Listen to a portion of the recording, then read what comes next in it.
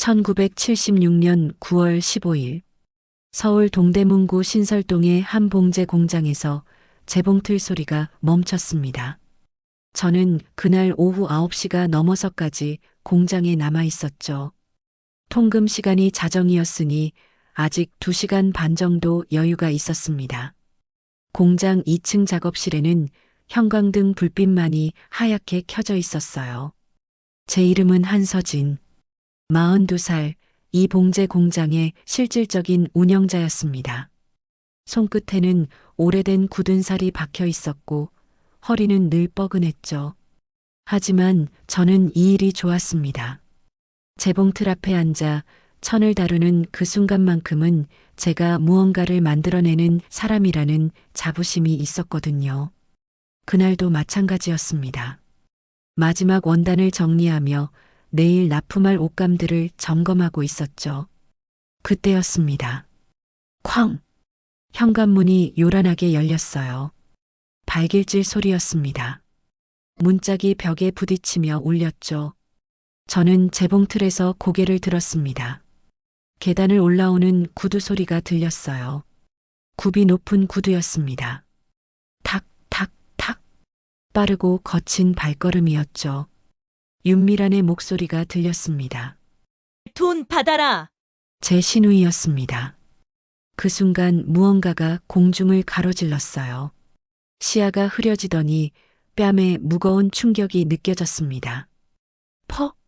하는 소리와 함께 제 얼굴이 옆으로 꺾였죠. 돈다발이었습니다. 고무줄로 단단히 묶인 10,000원권 지폐 묶음이 제 얼굴을 후려쳤어요. 돈다발은 바닥으로 떨어졌고 몇 장의 지폐가 흩어져 나왔습니다. 저는 뺨을 감싸쥐었습니다. 화끈거렸죠. 지폐 모서리에 베인 듯 따가웠습니다. 눈앞이 아찔했어요. 하지만 제가 느낀 건 육체적 고통만이 아니었습니다. 모욕감이었습니다. 제 피와 땀으로 번 돈을 빌려준 사람이 그 돈을 갚으면서 제 얼굴에 던지다니. 미라는 작업실 안으로 성큼성큼 걸어 들어왔습니다. 짙은 화장에 파마를 한 머리, 반짝이는 금목걸이와 비싼 옷차림이었죠. 저와는 너무나 대조적이었습니다.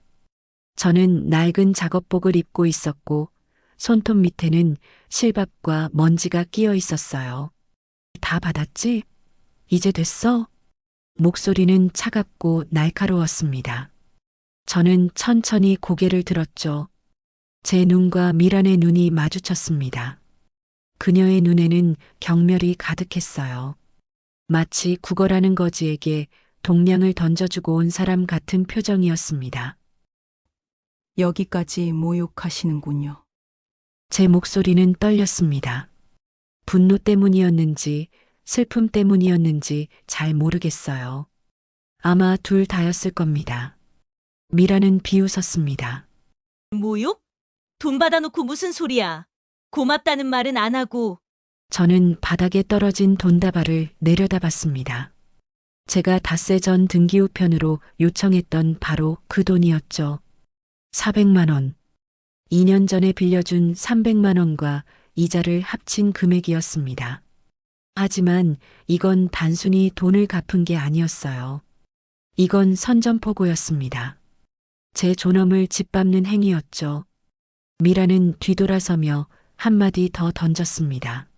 앞으로 다신 돈 이야기 꺼내지 마. 우리 남매 사이 이제 끝이야. 구두 소리가 멀어졌습니다. 계단을 내려가는 소리, 그리고 현관문이 닫히는 소리. 저는 그대로 재봉틀 앞에 앉아 있었습니다. 손은 떨렸고 심장은 미친 듯이 뛰었죠. 뺨은 계속 화끈거렸습니다. 벽에 걸린 시계를 봤어요. 오후 9시 20분. 초침이 째깍째깍 돌아갔습니다. 그 소리가 유난히 크게 들렸죠. 마치 무언가를 재촉하는 것 같았습니다. 저는 천천히 바닥에 떨어진 돈을 집어들었습니다. 고무줄을 풀었어요. 지폐 사이에서 무언가 느껴졌죠. 종이 조각이었습니다. 찢어진 종이. 손으로 펼쳐보니 제가 작성했던 차용증의 일부였어요. 미란의 사인이 있던 부분이었죠. 그녀는 일부러 찢어서 돈 사이에 끼워 넣은 겁니다. 이제 증거는 없다는 무언한 메시지였죠. 하지만 미란은 몰랐습니다. 기록은 이미 돌아가고 있었다는 걸. 저는 재봉틀 옆 선반 뒤편을 바라봤습니다. 거기에는 작은 카세트 녹음기가 숨겨져 있었어요. 빨간 녹음 버튼이 눌린 채로 딸깍거리는 미세한 기계음이 들렸습니다. 테이프가 돌아가는 소리였죠. 저는 찢어진 차용증 조각을 쥔 채 눈을 감았습니다. 2년 동안 쌓여온 모든 기억들이 스쳐 지나갔어요. 미란과의 첫 만남. 그녀가 돈을 빌려달라고 할 때의 간절한 표정. 제가 밤을 새워 일하며 모았던 그 돈. 그리고 오늘 밤 제 얼굴에 던져진 돈다발. 분노가 치밀어 올랐습니다. 동시에 이상하게도 마음 한구석이 차갑게 가라앉는 느낌이었죠. 감정이 정리되는 느낌이었습니다. 저는 이제 무엇을 해야 할지 알았어요. 복수가 아니었습니다. 회복이었죠. 제 존엄을 되찾는 일, 진실을 밝히는 일. 저는 천천히 일어나 창문 쪽으로 걸어갔습니다. 밤의 동대문 거리가 내려다 보였어요. 아직도 사람들이 오가고 있었죠. 통금 전에 집으로 돌아가려는 사람들이었습니다. 저도 곧 집으로 가야 했어요. 하지만 그 전에 할 일이 있었습니다. 녹음기를 멈추고 테이프를 안전하게 보관하는 것. 그리고 남편 도연에게 이 모든 걸 말하는 것. 저는 뒤돌아서서 다시 재봉틀 쪽으로 걸어갔습니다. 바닥에는 여전히 몇 장의 지폐가 흩어져 있었어요. 저는 그것들을 하나하나 주워 담았습니다. 손이 떨렸지만 동작은 정확했죠. 돈을 세었습니다. 400만 원. 정확했습니다. 미라는 적어도 액수는 제대로 갚았어요. 하지만 방식이 문제였죠. 그 방식이 모든 걸 바꿔놓았습니다.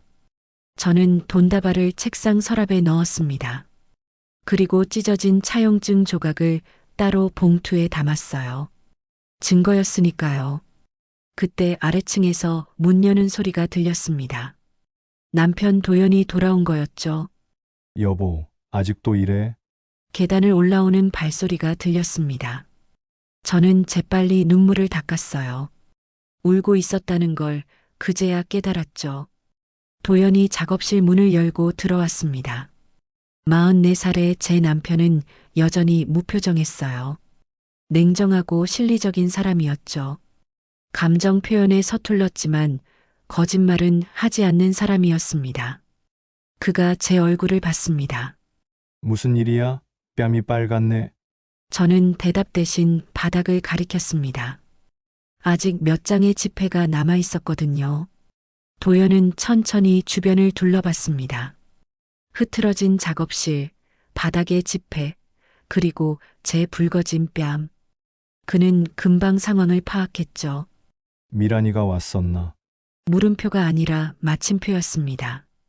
저는 고개를 끄덕였어요. 돈을 가져왔어요. 제 얼굴에 던지면서. 도연의 표정이 굳어졌습니다. 그의 턱 근육이 움직이는 게 보였어요. 화가 난 겁니다. 도연이 화를 내는 건 드문 일이었죠. 녹음은? 저는 놀랐습니다. 남편이 녹음기의 존재를 알고 있었다는 게 신기했어요. 저는 그에게 말한 적이 없었거든요. 어떻게? 복리한테 들었어. 닷새 전부터 준비하고 있었다고. 복내. 저희 공장의 재단사였습니다. 제 오랜 동료이자 친구였죠. 그녀가 도연에게 말했던 거였습니다. 저는 선반 뒤를 가리켰어요.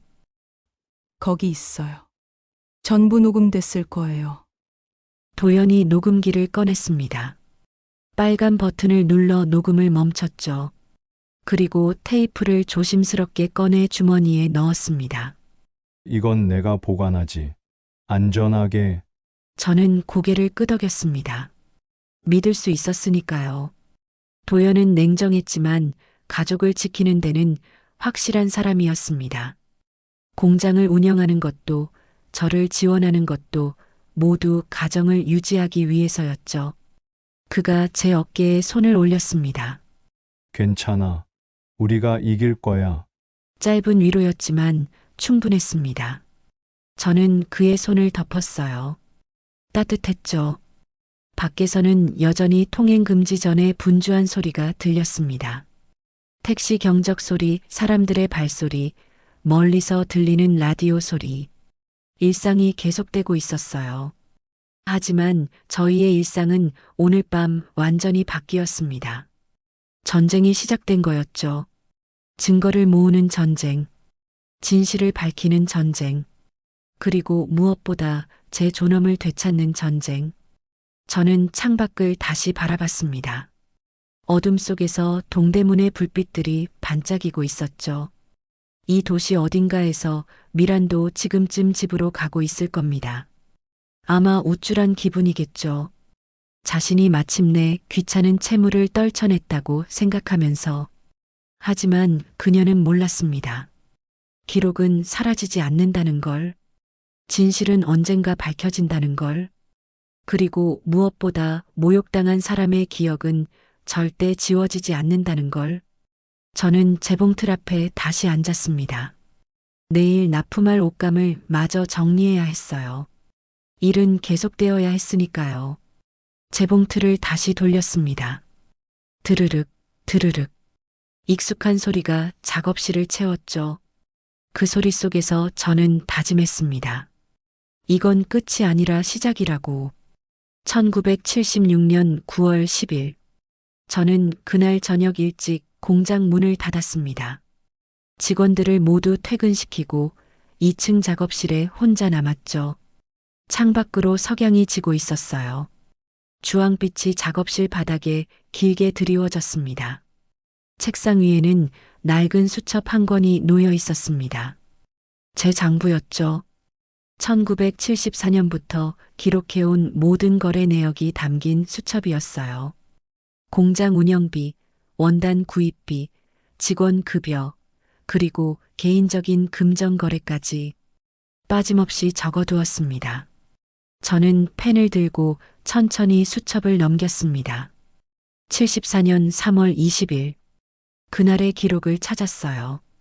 윤미란에게 300만 원 대여. 6개월 후 상환 약속. 5월 이자 2%. 제 글씨였습니다. 또박또박 쓴 숫자들이 지금도 선명했죠. 그 옆에는 작은 메모가 더 있었어요. 남편 사업 자금 필요하다며 울면서 부탁. 거절할 수 없었음. 저는 그날을 기억했습니다.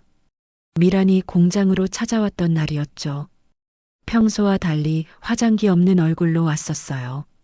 눈이 퉁퉁 부어 있었습니다. 서진아, 나 좀 도와줘. 제발. 그녀는 제 앞에서 고개를 숙였습니다. 저는 당황했었죠. 평소 거만하던 미란의 모습과는 너무 달랐으니까요. 그녀는 떨리는 목소리로 사정을 설명했습니다. 남편이 작은 무역업을 시작하려 하는데 자금이 부족하다고요. 은행 대출은 이미 한도가 찼고 다른 데서 빌리자니 이자가 너무 높다고요. 언니만 믿어. 6개월만, 딱 6개월만 빌려줘. 꼭 갚을게. 이자도 제대로 줄게. 저는 망설였습니다. 300만 원은 작은 돈이 아니었어요. 저희 공장 석 달치 순이익에 해당하는 금액이었죠. 그 돈을 모으려고 얼마나 밤을 새웠는지 몰라요. 하지만 거절할 수 없었습니다. 미라는 제 남편 도연의 여동생이었으니까요. 가족이었죠. 6개월 후에는 꼭 갚으셔야 해요. 저희도 공장 운영이 빠듯해서요. 그럼, 당연하지. 고마워, 정말 고마워. 미라는 눈물을 닦으며 고마워했습니다. 저는 그날 은행에 가서 적금을 깼어요. 그리고 현금으로 300만 원을 인출했죠. 미란에게 건네면서 차용증을 받았습니다. 간단한 차용증이었어요. 금액, 날짜, 상환 기일, 이자율, 그리고 서명. 미라는 흔쾌히 사인했습니다. 걱정 마. 석 달 안에 갚을 수도 있어. 사업만 잘 되면. 하지만 석 달이 지나도 소식이 없었습니다. 6개월이 지나도 마찬가지였죠. 저는 수첩을 계속 넘겼습니다. 74년 9월, 10월, 11월. 매달 미란 상환 독촉 전화라는 메모가 적혀 있었어요. 전화를 걸면 미라는 늘 같은 대답을 했습니다. 조금만 기다려. 다음 달에는 꼭 줄게. 다음 달이 되면 또 같은 말이었죠. 이번 달은 급한 일이 생겨서. 다음 달에. 1년이 지났습니다.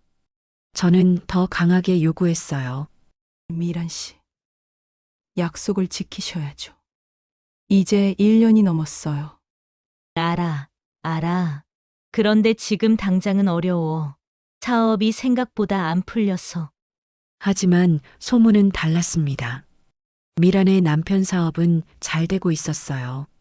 무역업이 번창해서 강남의 사무실까지 얻었다는 소문이 들렸죠. 미란도 옷차림이 점점 화려해졌습니다. 금목걸이를 하고 비싼 구두를 신고 파마를 자주 하러 다녔어요. 돈이 없는 게 아니었습니다.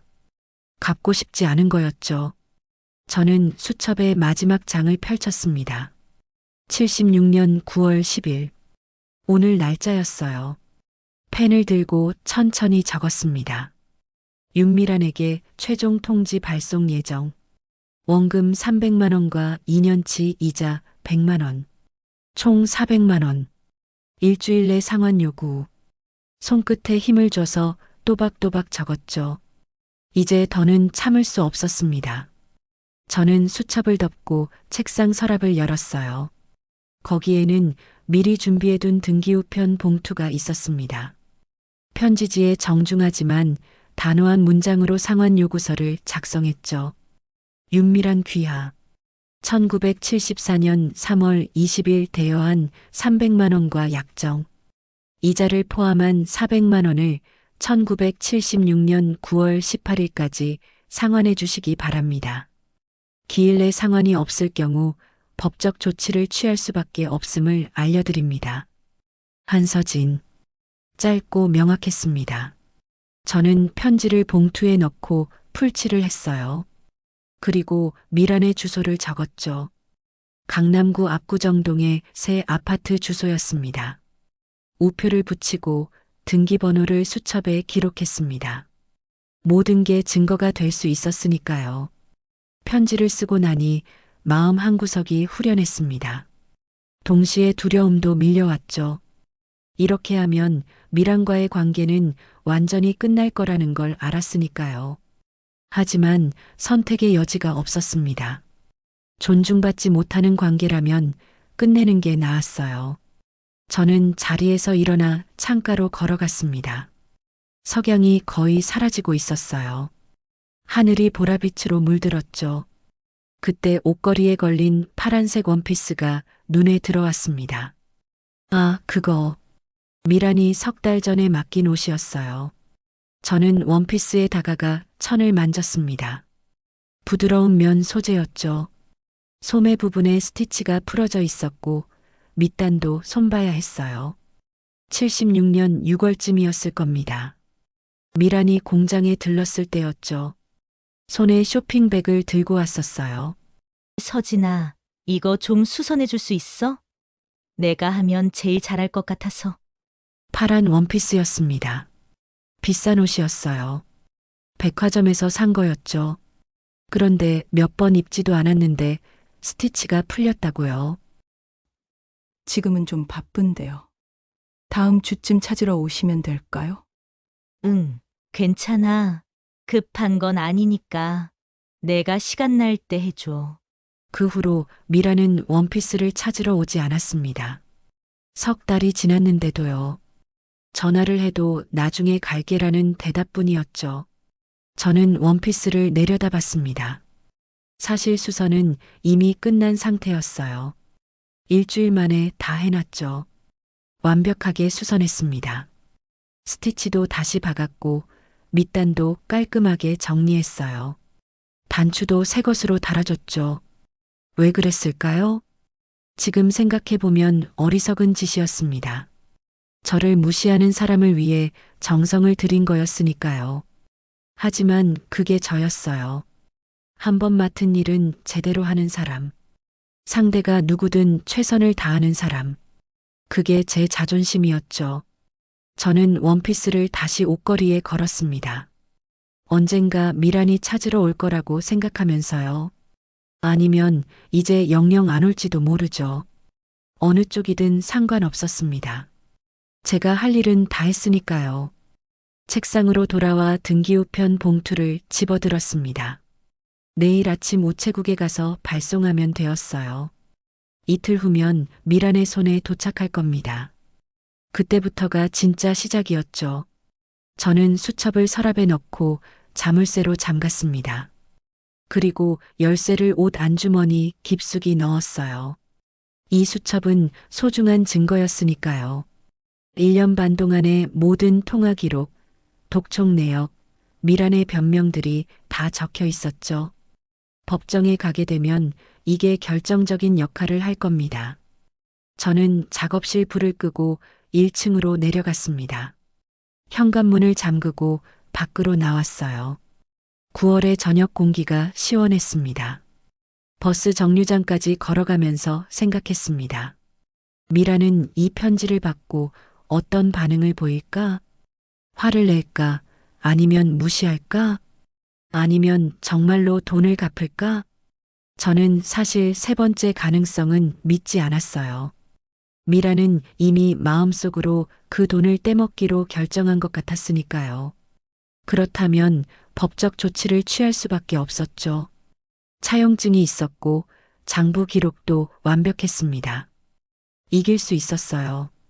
하지만 가족과의 법정 다툼이라니 마음 한구석이 무거웠습니다.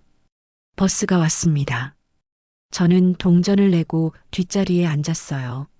창밖으로 동대문 시장의 불빛들이 스쳐 지나갔습니다.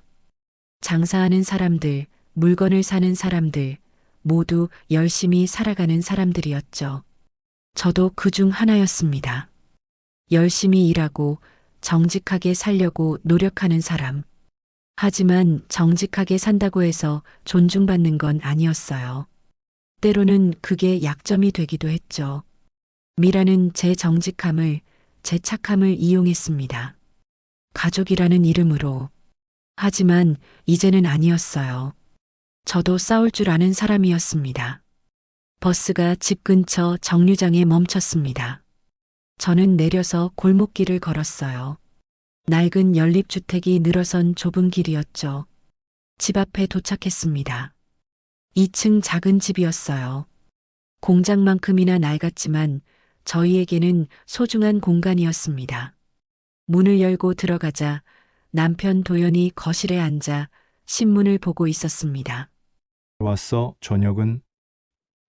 금방 할게요. 저는 부엌으로 가서 앞치마를 둘렀습니다. 냉장고에서 반찬을 꺼내고 밥을 데웠어요. 기계적인 동작이었죠. 머릿속에는 여전히 미란 생각뿐이었습니다. 등기우편을 보내는 것, 반응을 기다리는 것, 그리고 만약 돈을 안 갚으면 변호사를 찾아야 한다는 것. 무슨 생각해? 남편이 부엌 문가에 서서 물었습니다. 저는 잠시 망설이다가 대답했어요. 내일 미란 씨한테 등기 우편 보내려고요.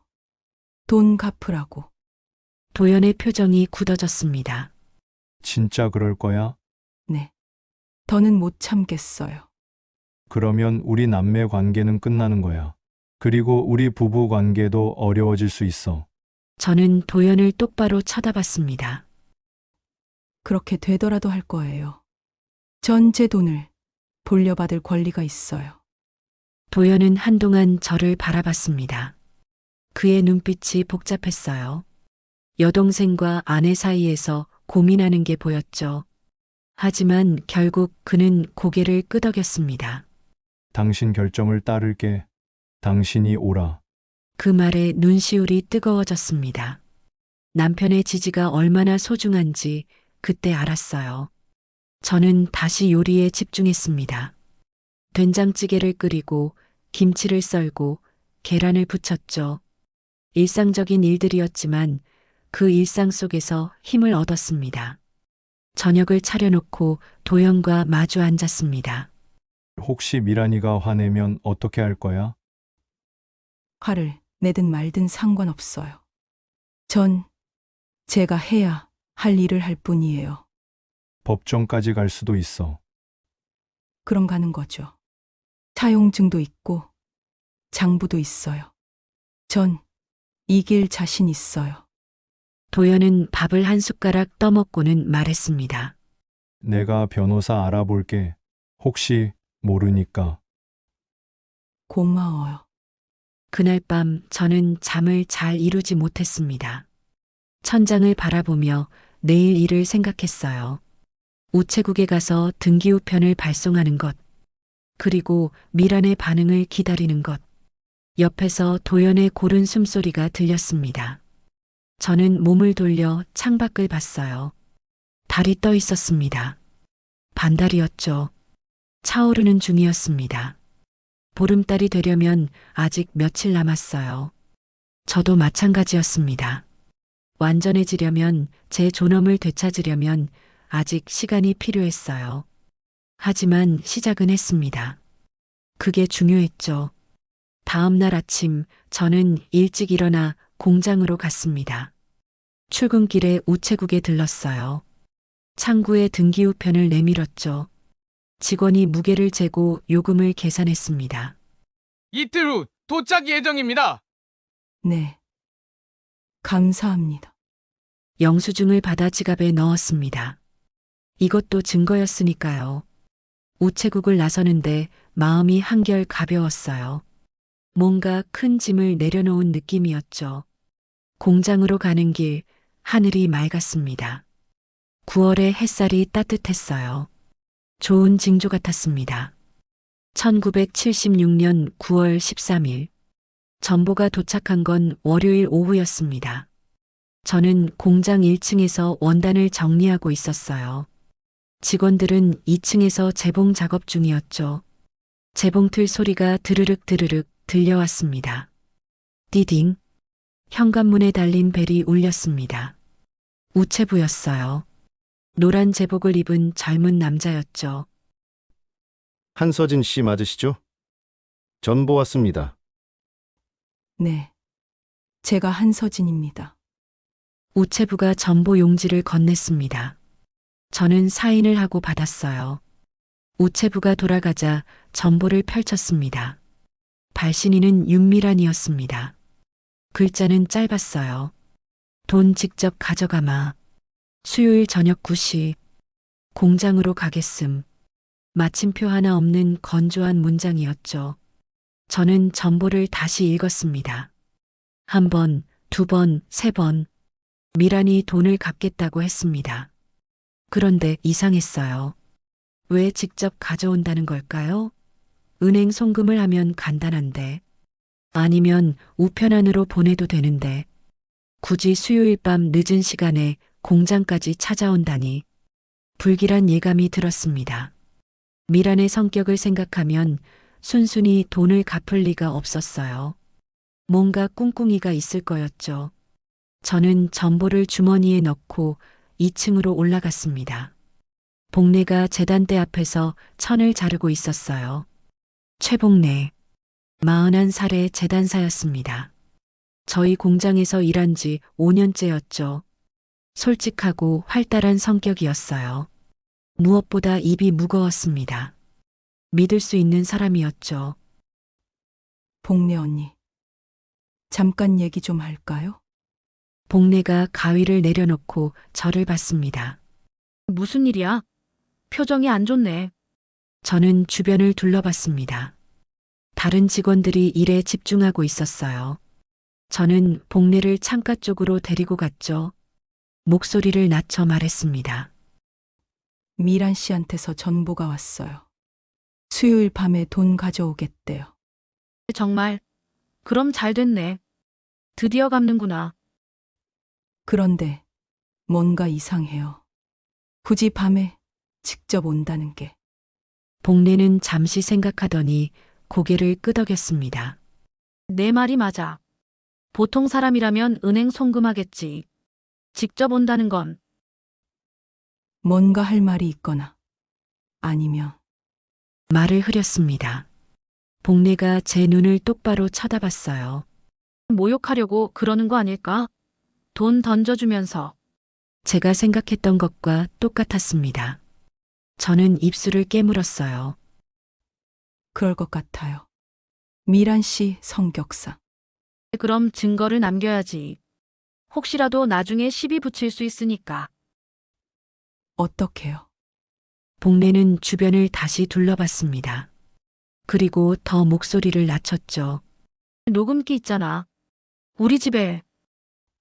녹음기요? 우리 딸이 영어 공부할 때 쓰는 카세트 녹음기. 그거 빌려올게. 수요일까지. 저는 놀랐습니다. 녹음기라는 생각은 못 해봤거든요. 미란 씨가 뭐라고 하든 다 녹음하는 거야. 나중에 증거로 쓸 수 있어. 그런데 녹음한 걸 증거로 쓸 수 있나요? 당연하지. 요즘 법정에서도 녹음 테이프 증거로 쓴대. 텔레비전에서 봤어. 복례는 확신에 차 있었습니다. 저는 망설였어요. 신우이와의 대화를 몰래 녹음한다는 게 떳떳하지 않았거든요. 하지만 복례의 말이 맞았습니다. 미란이 정말로 모욕적인 행동을 한다면 증거가 필요했죠. 그럼 부탁드릴게요. 녹음기 빌려주세요. 알았어. 내일 가져올게. 그리고 미리 연습해보자. 어디에 숨길지, 어떻게 작동시킬지. 복례는 이미 계획을 세우고 있었습니다. 든든했어요. 혼자였다면 이런 생각도 못했을 겁니다. 다음 날 화요일 복례가 검은색 가방을 들고 왔습니다. 여기 있어. 조심해서 다뤄. 가방을 열자 은색 카세트 녹음기가 들어 있었어요. 생각보다 작았습니다. 손바닥 2개 크기 정도였죠. 이렇게 버튼 누르면 녹음 시작이야. 딸깍 소리 한 번 나. 그 다음부터는 조용해. 복례가 시연해줬습니다. 빨간 녹음 버튼을 눌렀어요. 딸깍. 작은 소리가 났죠. 그 후로는 미세한 웅하는 소리만 났습니다. 1시간 정도 녹음 가능해. 테이프 한 면당. 충분해요. 어디에 숨길까? 저희는 작업실을 둘러봤습니다. 재봉틀, 재단대, 옷걸이, 선반. 복례가 재봉틀 옆 선반을 가리켰어요. 여기 어때? 천 뒤에 숨기면 안 보일 것 같은데. 저는 선반을 살펴봤습니다. 원단 롤들이 쌓여 있었어요. 그 뒤편에 공간이 있었죠. 좋아요. 여기 숨기면 될 것 같아요. 그럼 내일 미란 씨 오기 전에 미리 설치하자. 그리고 녹음 버튼 눌러놓고. 네. 그렇게 할게요. 복례가 제 손을 잡았습니다. 서진아, 넌 잘못한 거 하나도 없어. 내 돈 돌려받는 거야. 당당해. 눈시울이 뜨거워졌습니다. 복례의 손이 따뜻했어요. 고마워요, 언니. 뭘. 우린 식구잖아. 그날 저녁 저는 남편에게도 말했습니다. 거실에 마주 앉아 녹음기를 보여줬어요. 도연은 한동안 말이 없었습니다. 그러다 천천히 입을 열었죠. 혹시 모를 일이니 준비하는 게 좋겠어. 미란이 성격에 뭘 할지 모르니까 저도 그렇게 생각해요. 내가 같이 있을까? 아니요. 당신이 있으면 미란 씨가 조심할 거예요. 전 혼자 있는 게 나을 것 같아요. 도연은 고개를 끄덕였습니다. 그럼 1층에 있을게. 뭔 일 생기면 바로 올라갈 수 있게. 네. 그렇게 해주세요. 조심해. 미란이가 폭력적으로 나올 수도 있어. 그 말에 등골이 오싹했습니다. 미란이 정말 그럴까요? 가족인데? 하지만 돈 앞에서는 가족도 없다는 말이 있었죠. 괜찮아요. 녹음만 잘하면 돼요. 수요일이 밝았습니다. 1976년 9월 15일. 저는 평소처럼 출근했습니다. 하지만 마음은 평소와 달랐어요. 긴장됐죠. 손에 땀이 났습니다. 오후가 되자 복례가 다가왔습니다. 준비됐어? 네. 근데 떨려요. 당연하지. 나도 떨려. 그래도 해야 해. 저녁 6시 직원들을 모두 퇴근시켰습니다. 복례만 남았어요. 저희 둘이서 녹음기를 설치했습니다. 선반 뒤편 원단 롤 사이에 녹음기를 넣었어요. 완벽하게 숨겨졌습니다. 밖에서는 절대 보이지 않았죠. 테이프 새 걸로 넣었어. 이제 버튼만 누르면 돼. 미란 씨, 오기 직전에 누를게요. 좋아. 그럼 난 이만 갈게. 힘내. 복례가 내려갔습니다. 저는 혼자 남았어요. 작업실이 갑자기 넓게 느껴졌습니다. 창밖으로 해가 지고 있었어요. 하늘이 붉게 물들었죠. 저는 시계를 봤습니다. 저녁 7시. 2시간 후면 미란이 올 거였습니다. 저는 재봉틀 앞에 앉아 마음을 가라앉혔어요. 심호흡을 했습니다. 들숨 날숨. 천천히. 할 수 있었습니다. 그냥 평소처럼 행동하면 됐어요.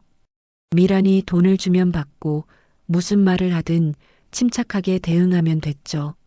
녹음기가 다 해줄 겁니다. 저는 작업대를 정리했습니다.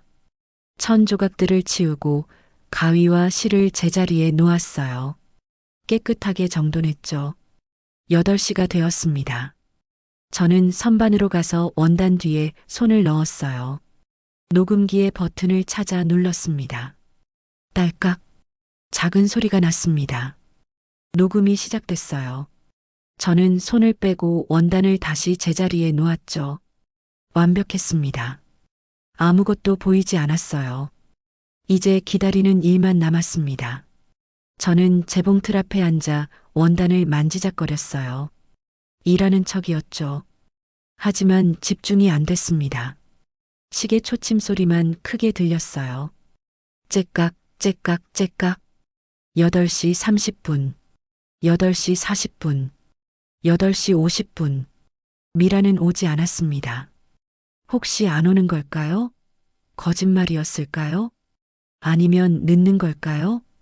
저는 불안해지기 시작했습니다. 9시가 되었습니다.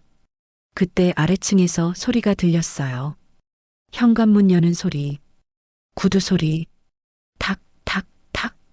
계단을 올라오는 소리였습니다. 빠르고 거친 발걸음이었죠. 미란이 왔습니다.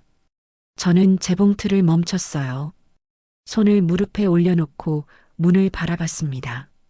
심장이 미친 듯이 뛰었어요. 손은 떨렸고 입이 바짝 말랐죠. 하지만 표정만큼은 평정을 유지했습니다. 침착해야 했어요.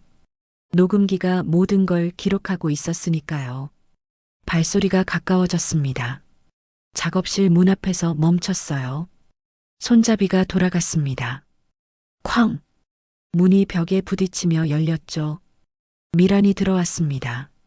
얼굴에는 짙은 화장, 파마한 머리, 금목걸이, 비싼 옷차림. 손에는 검은색 가방이 들려 있었어요. 그녀의 눈빛은 차가웠습니다. 경멸과 분노가 섞인 눈빛이었죠. 돈 받아라!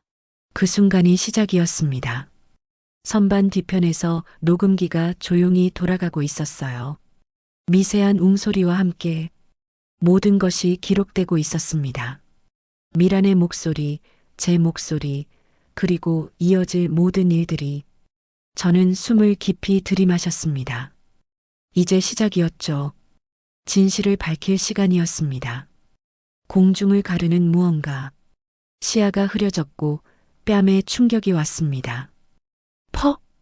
돈다발이었어요. 고무줄로 묶인 지폐 묶음이 제 얼굴을 후려쳤죠. 저는 고개가 옆으로 꺾이며 뒤로 휘청거렸습니다. 손이 본능적으로 뺨을 감추러요. 화끈거렸습니다. 지폐 모서리가 날카로웠던 거죠. 베인 것처럼 따가웠어요. 돈다발은 바닥으로 떨어졌습니다. 탁 하는 소리와 함께 몇 장의 지폐가 흩어져 나왔죠. 저는 뺨을 누른 채 천천히 고개를 들었습니다. 미란이 서 있었어요. 팔짱을 낀 채, 턱을 치켜든 채, 승리자의 표정이었습니다. 다 받았지? 400만 원. 한 푼도 안 빠지고. 목소리에 조롱이 섞여 있었어요. 저는 입술을 깨물었습니다. 대답하고 싶지 않았죠. 하지만 침묵하면 미란이 더 기승을 부릴 게 뻔했습니다. 갚으신다니. 다행입니다. 제 목소리는 떨렸습니다. 분노를 억누르느라 목이 메었거든요. 미란이 비웃었어요. 다행이라고? 하, 웃기네. 돈 받아놓고 무슨 다행이야. 그녀는 작업실 안으로 성큼성큼 걸어 들어왔습니다. 구두 굽소리가 바닥에 울렸죠. 탁, 탁, 탁. 미라는 재봉틀 주위를 천천히 돌았어요. 마치 전리품을 감상하듯 주변을 둘러봤습니다. 여기서 이렇게 고생하면서 돈 모았구나. 불쌍하게. 저는 대꾸하지 않았습니다. 참아야 했어요. 녹음기가 돌아가고 있었으니까요. 미란이 하는 말 하나하나가 증거가 되고 있었죠. 미란이 선반 쪽으로 다가갔습니다. 제 심장이 철렁 내려앉았어요. 녹음기가 숨겨진 곳이었거든요. 혹시 발견하면 어쩌죠? 하지만 미라는 원단만 슬쩍 쳐다보고는 지나쳤습니다. 관심이 없었던 거죠. 그녀에게 이 공장은 그저 비웃을 대상일 뿐이었어요. 있잖아, 서진아. 미란이 멈춰섰습니다. 저를 돌아봤죠. 너 진짜 순진하다. 가족한테 돈 빌려주면서 이자까지 받으려고 하다니. 차용증에 적힌 대로예요. 처음부터 약속된 거였죠. 약속. 하, 그래, 약속. 근데 말이야, 나. 미란이 다시 가까이 다가왔습니다. 제 앞까지 와서 멈췄어요. 얼굴이 가까워졌죠. 가족 사이의 약속이 뭐가 중요해? 정 떼어놓고 계산하는 게 어디 있어? 2년이나 기다렸어요. 계속 갚겠다고 하시면서 안 갚으셨잖아요. 바빴으니까 그랬지. 사업한다는 게 쉬운 줄 알아? 그 사이에 아파트도 사시고 차도 바꾸셨잖아요. 말이 나오고 나서 후회했습니다. 너무 직설적이었어요. 미란의 얼굴이 일그러졌죠. 뭐, 지금 나 뒷조사했어? 아니에요. 그냥 들은 얘기예요. 들은 얘기. 누가 짓거렸는데? 누가 우리 집안일을 떠들고 다녀? 목소리가 높아졌습니다. 저는 움찔했어요. 미란이 화를 내면 무서웠거든요. 어렸을 때부터 그랬죠. 도연의 여동생이지만 성격은 정반대였어요. 도연은 냉정하고 조용했지만 미라는 불같고 시끄러웠습니다. 너 같은 애들이 문제야. 쪼잔하게 돈 계산하고 남 뒷담화하고. 전 그런 적 없어요. 없긴 뭐가 없어. 등기 우편으로 독촉장까지 보내놓고. 창피하게. 미란이 가방에서 구겨진 종이를 꺼냈습니다. 제가 보낸 상환 요구서였어요. 이거 받고 얼마나 기분 나빴는지 알아? 동서가 나한테 이런 걸 보내다니. 전화로 말씀드려도 계속 다음에 하셨잖아요. 어쩔 수 없었어요. 어쩔 수 없었다고? 그럼 나보고 어쩌라고? 약속을 지키시면 됐죠. 미란의 눈빛이 차갑게 식었습니다. 약속. 또 약속. 너 진짜 답답하다. 그녀는 뒤돌아서서 창문 쪽으로 걸어갔어요. 손으로 창틀을 툭툭 쳤죠. 있잖아. 세상에는 말이야. 미란이 저를 돌아봤습니다. 약속보다 중요한 게 있어. 체면이야, 체면. 근데 너는 내 체면을 구겼어. 독촉장을 보내서. 우리 남편이 그거 보고 뭐래는지 알아? 모르겠어요. 처가 식구들이 돈 독촉한다고. 창피해서 못 살겠다고 했어. 그래서 내가 이렇게 온 거야. 미라는 다시 가까이 왔습니다. 제 바로 앞까지요. 돈은 줄게. 대신 조건이 있어. 조건이요. 앞으로 우리 집안일에 참견하지 마. 그리고 오빠한테도 이 일 말하지 마. 이미 도연 씨는 다 알고 있어요. 미란의 표정이 굳어졌습니다. 뭐, 오빠한테 말했어? 부부인데 당연히 말하죠. 아, 진짜. 그러니까 오빠가 나한테 전화하더라고. 미란이 머리를 쥐어뜯었어요.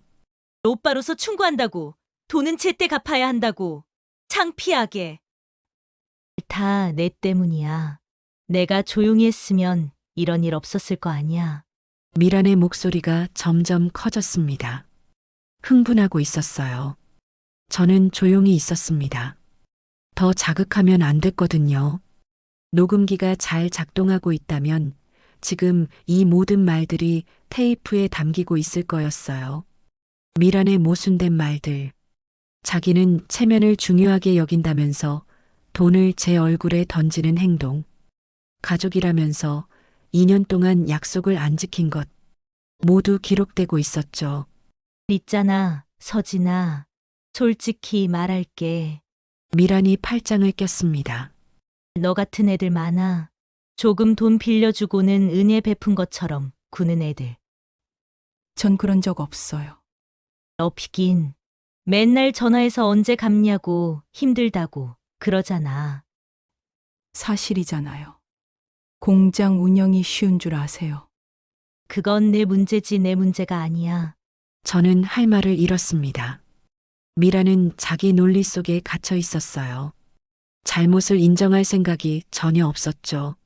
어쨌든 돈은 줬어? 바닥에 있잖아.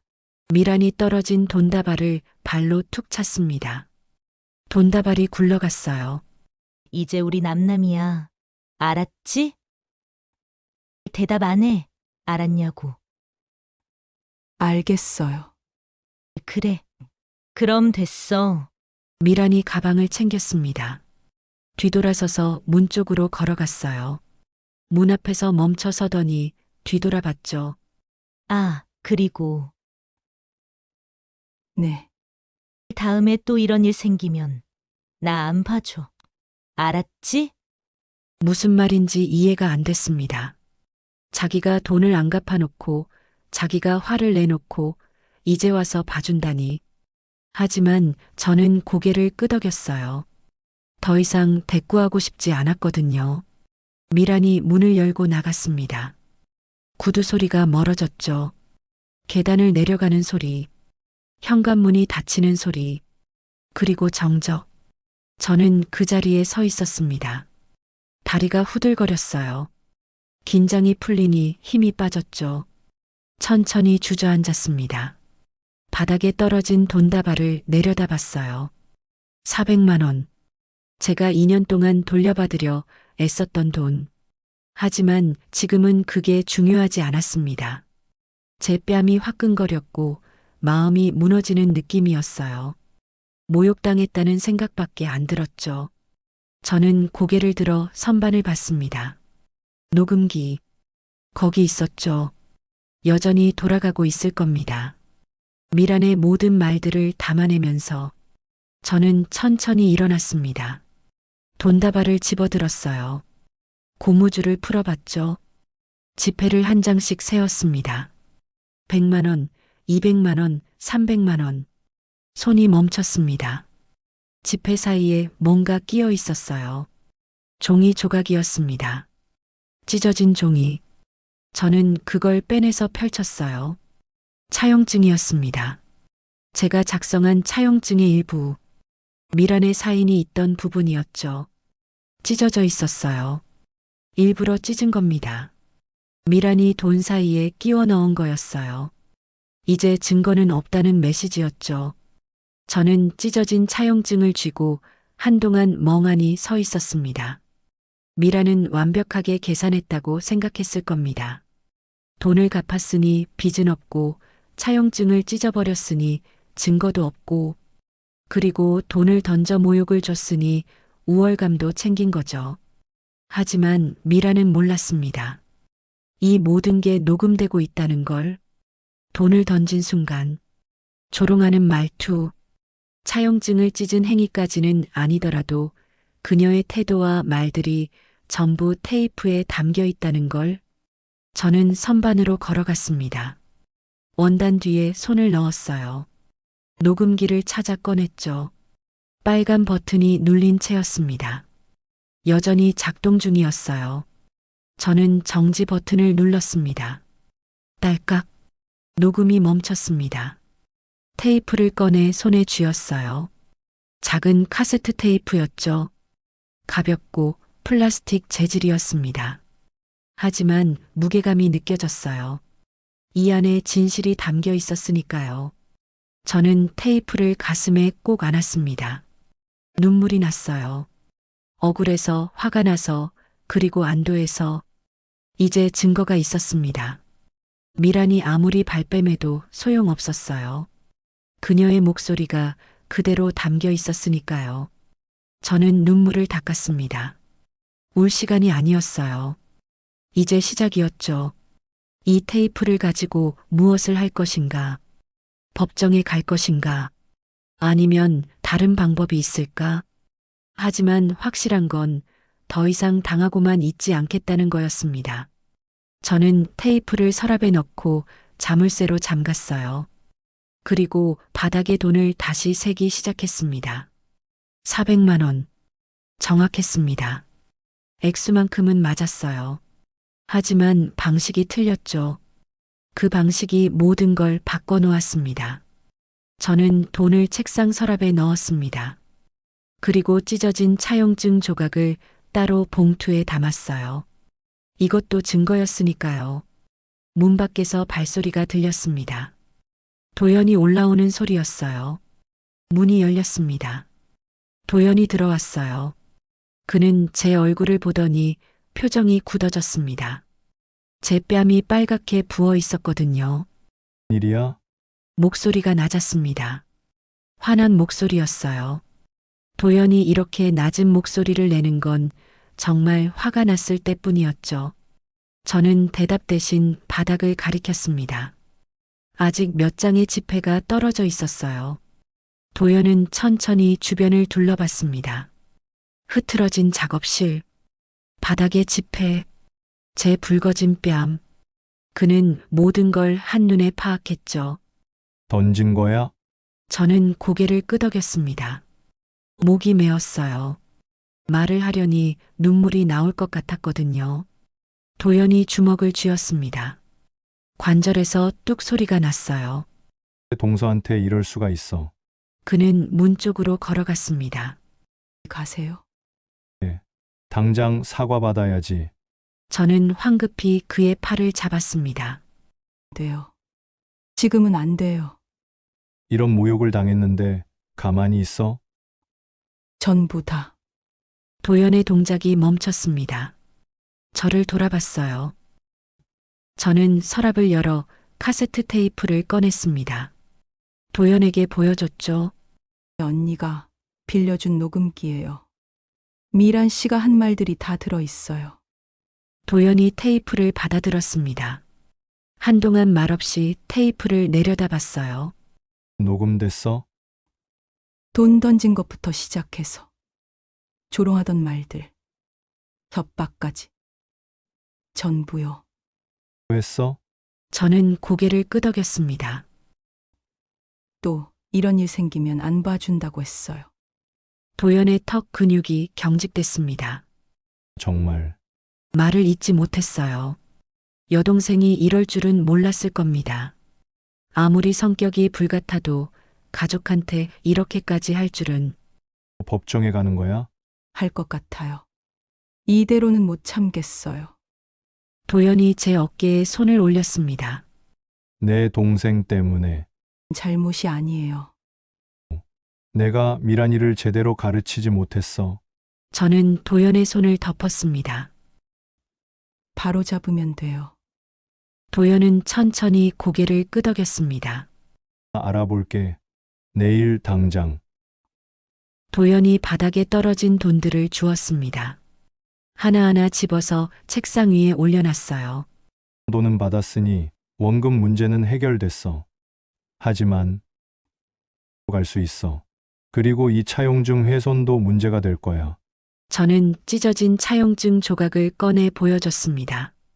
돈 사이에 끼워져 있었어요. 도연이 조각을 받아들었습니다. 찢어진 부분을 살펴봤어요. 찢은 거네. 증거를 없애려고. 우리한테는 원본 사본이 있어. 그리고 장부 기록도 있고. 그리고 이 녹음도 있고요. 도연이 테이프를 다시 들어봤습니다. 들어봐야겠어. 정확히 뭐라고 했는지. 들으실래요? 집에 가서 녹음기는 언니한테 빌린 거예요. 내일 돌려줘야 해요. 오늘 밤 집에서 듣고 내일 아침 돌려주자. 저는 고개를 끄덕였습니다. 도연이 테이프를 주머니에 넣었어요. 그리고 제 뺨을 살펴봤죠. 발라야겠어. 많이 아파? 빨갛게 부었잖아. 그가 제 뺨을 살짝 만졌습니다. 저는 아프다는 신음을 참았어요. 사실 많이 아팠거든요. 돈다발 모서리에 베인 것처럼 따끔거렸죠. 가자. 소독하고 약 발라야 해. 저는 작업실을 정리했습니다. 불을 끄고 창문을 확인하고 문을 잠갔어요. 도연과 함께 계단을 내려갔죠. 현관문을 나서는데 밖이 어두웠습니다. 가로등 불빛만 희미하게 거리를 비추고 있었어요. 잡자. 타도 돼요. 오늘은 택시. 그는 단호했습니다. 길가에서 택시를 잡았어요. 노란색 택시가 멈춰섰죠. 저희는 뒷좌석에 탔습니다. 가주세요. 택시가 출발했습니다. 창밖으로 동대문의 야경이 흘러갔어요. 가게 불빛들, 지나가는 사람들, 통금 전의 분주함. 저는 창에 이마를 기댔습니다. 피곤했어요. 몸도 마음도. 도연이 제 손을 잡았습니다. 네. 거의 다 왔어. 조금만 더 참자. 저는 그의 손을 꽉 쥐었습니다. 따뜻했어요. 이 사람이 옆에 있어서 다행이라고 생각했습니다. 택시가 집 앞에 도착했습니다. 도연이 요금을 내고 저를 부축해서 내렸어요. 계단을 올라 집 안으로 들어갔죠. 있어. 구급상자 가져올게. 저는 거실 소파에 앉았습니다. 도연이 화장실에서 구급상자를 들고 왔어요. 소독약과 연고, 솜을 꺼냈죠. 올 거야. 소독약을 솜에 적셔서 제 뺨에 갖다 댔습니다. 따가웠어요. 저는 입술을 깨물며 참았습니다. 도연이 조심스럽게 소독했습니다. 그리고 연고를 발라줬어요. 아침에도 한 번 더 발라야 해. 좀 어때? 고마워요. 도연이 구급상자를 치우고 돌아왔습니다. 주머니에서 카세트 테이프를 꺼냈어요. 들어봐야 할 것 같은데. 정확히 무슨 말을 했는지 알아야 변호사한테 설명할 수 있어. 저는 망설였습니다. 다시 듣기 싫었거든요. 미란의 조롱하는 목소리, 모욕적인 말들. 하지만 도연 말이 맞았습니다. 확인해야 했어요. 공장에 있어요. 집에도 있어. 라디오 카세트. 그가 라디오 카세트를 가져왔습니다. 테이프를 넣고 재생 버튼을 눌렀어요. 처음에는 잡음만 들렸습니다. 그러다 소리가 들려왔어요. 윤미란의 목소리였습니다. 받아라. 퍽 하는 소리. 제가 맞는 소리였어요. 저는 눈을 감았습니다. 다시 듣는 게 고통스러웠죠. 테이프는 계속 돌아갔습니다.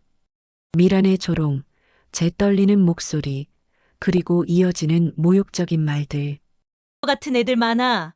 조금 돈 빌려주고는 은혜 베푼 것처럼 구는 애들. 그런 적 없어요. 맨날 전화해서 언제 갚냐고, 힘들다고, 그러잖아. 도연의 표정이 점점 굳어졌습니다. 주먹을 쥐었다 폈다를 반복했어요. 테이프가 끝까지 재생됐습니다. 미란이 나가는 소리까지.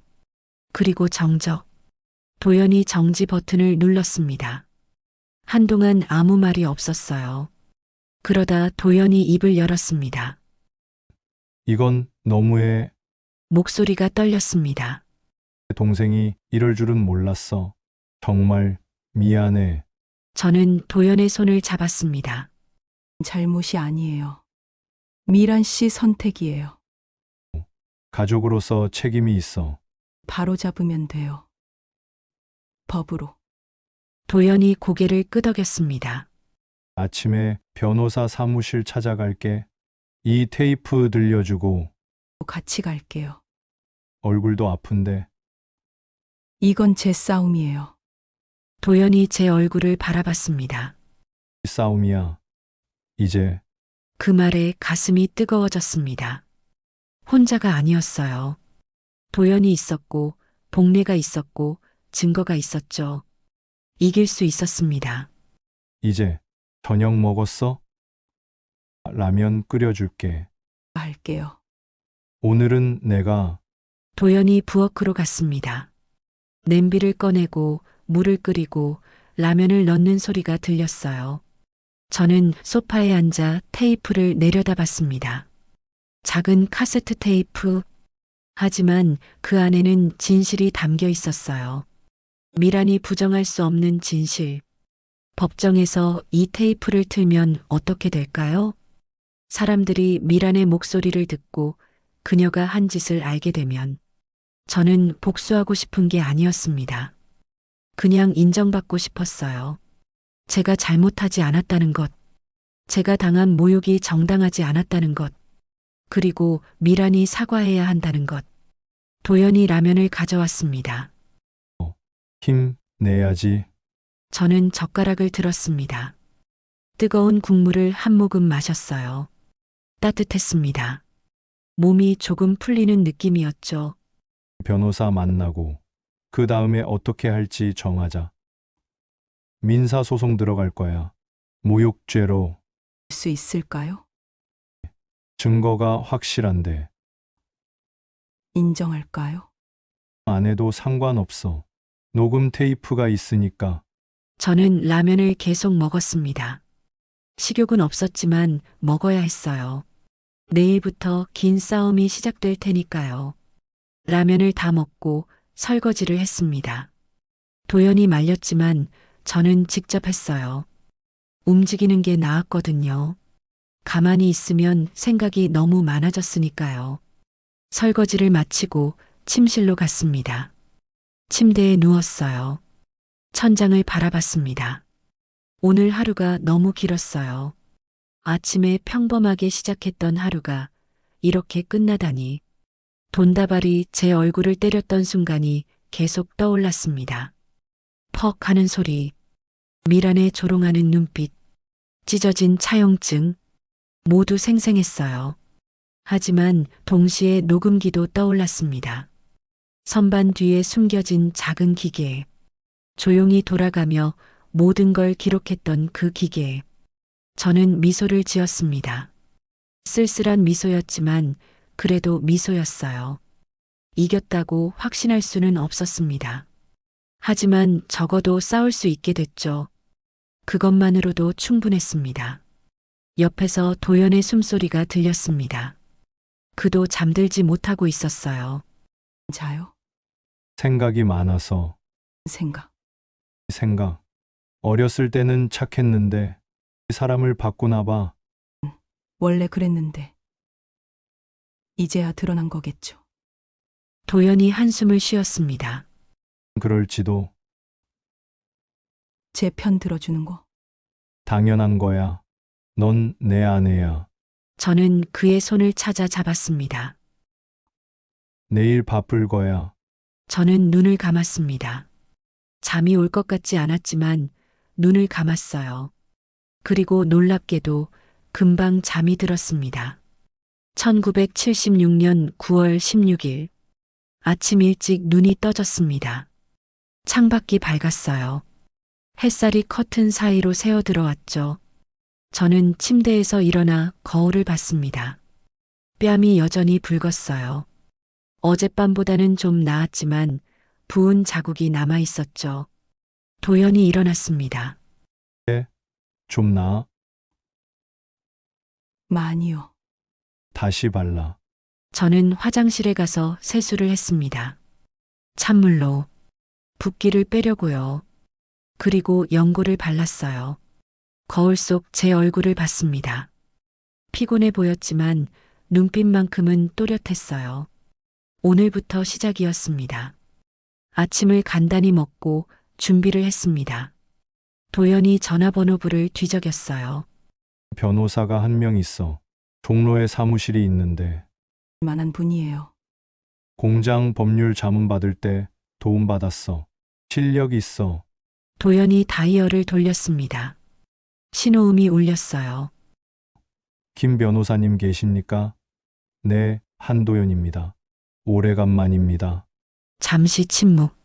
좀 받고 싶은데요. 오늘 시간 되십니까? 네. 10시요? 알겠습니다. 감사합니다. 전화를 끊었습니다. 올해 종로 사무실로 가져가야죠. 그리고 장부 수첩도 차용증 원본도 저는 고개를 끄덕였습니다. 9시에 집을 나섰습니다. 먼저 공장에 들렀어요. 복례에게 녹음기를 돌려줘야 했거든요. 공장에 도착하니 복례가 벌써 출근해 있었습니다. 됐어. 녹음됐어요. 잘 됐네. 저는 녹음기를 건넸습니다. 언니. 이거 아니었으면 증거가 없었을 거예요. 거 했지 뭐. 그런데 얼굴은 복례가 제 뺨을 가리켰어요. 아파. 약 발랐어요. 정말 던진 거야? 돈을 얼굴에. 복례가 혀를 찼습니다. 진짜. 가족이 그럴 수가 있나? 변호사 만나러 가요. 지금. 잘해. 이기고 와. 다녀올게요. 공장을 나와 도연과 함께 버스를 탔습니다. 종로까지 40분 정도 걸렸어요. 버스 안에서 도연이 말했습니다. 변호사님은 좋은 분이야. 정직하고 얼마나 들까요? 상담은 무료야. 소송 맡기면 그때 얘기하겠지. 어떡하죠? 이길 수 있으면 비용은 문제 없어. 버스가 종로에 도착했습니다. 저희는 내려서 골목을 걸었어요. 오래된 건물들이 늘어선 거리였죠. 2층짜리, 3층짜리 건물들이 다닥다닥 붙어 있었습니다.